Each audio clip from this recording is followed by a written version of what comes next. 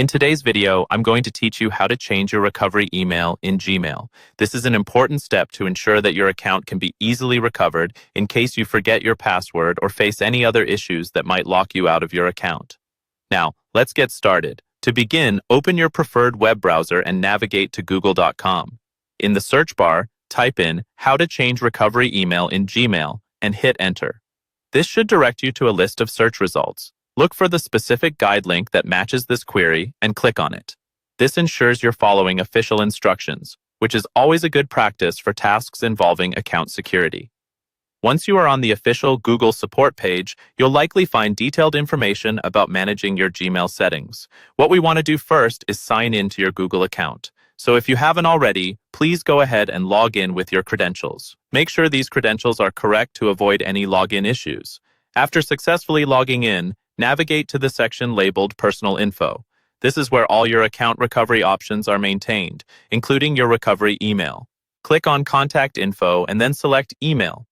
Here you'll see all the email addresses associated with your account. Look for the option that mentions the recovery email. It's usually labeled clearly for easy identification. Once you find it, click on it. You'll then see an option to change or edit the recovery email. Click on this option to proceed. Now enter the new email address you wish to set as your recovery email. Double-check to make sure you have typed it correctly, as any errors here could prevent you from recovering your account in the future. After entering your new recovery email, you may be asked to verify this change, typically via a verification email sent to the new address. Check the inbox of the new recovery email address you just entered.